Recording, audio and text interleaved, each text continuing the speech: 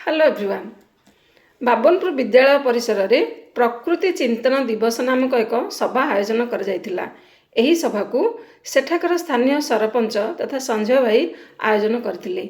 एही सभा रे बहु मान्यगण्य व्यक्ति जोग देइथिले एवं सेमानकर बहुत मूल्यवान उपदेश प्रकृति को नहीं लोक मानकु सजग करथिले। एवं सेही परिप्रेक्षी रे मु एक कविता लिखिथिली। से कविताटी को मु एबे पाठ करिबाकु जाउछि। कविताटर नाम है प्रकृति।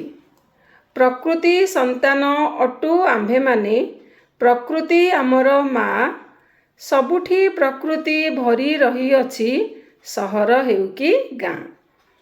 प्रकृति विशाल, प्रकृति सुंदर, प्रकृति अवर्णनीय, प्रकृति आरंभ, प्रकृति शेष, निर्धारित अनिश्चय। पर्वत, झरणा, सागर, जंगल सबुठी प्रकृति शोभे, पवनर स्रोते विहंगर स्वरे गुंजरित हुए नभे। प्रकृति सुरक्षा दायित्व आमर, करिबा प्रकृतिर जाग्रत, परिष्कार करी सफेई करिबा, होई आमे सुसंगठित।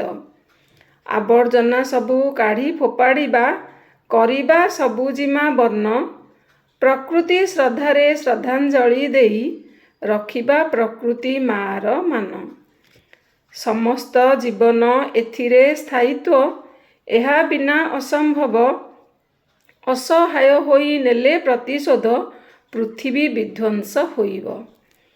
एणु आजी आमे वज्र शपथ नेबा, होई मिलिमिशि उपस्थित, जिति जितेइबा गछ लगेइबा, आमे ही खोलिबा विमुद्रित नेत।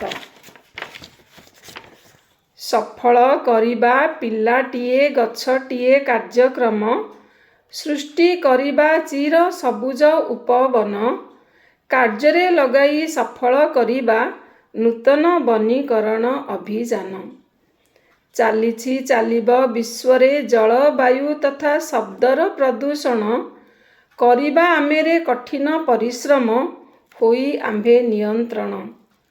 दिल्ली प्रदूषण विभीषिकारु किछि तो हेबा आमे संजत, कृत्रिम वर्षा को आदरी केते दिन करिबा प्रतिहत। विश्व सुशोभिते उत्सर्ग हेबारे रखी निरंतर प्रयास, पालन करिबा आमे समस्ते विश्व प्रकृति चिंतन दिवस। परिष्कार परिच्छन्नतारे हुए उत्तम परिवेश, गढ़ी जाए देश पढ़ी जाए जाति, विश्व दरबारे ससम्मान सह सुनाम बढ़े, शिखंती सभी स्वच्छ भारत अभियान नीति।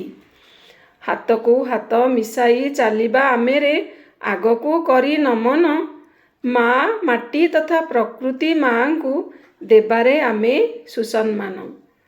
निर्मल थिबा जाए धरा, सूर्य चंद्र तारा, बहु थिब सदा अमृतर धारा, सफल करिबा आमेरे आजिर एही नारा।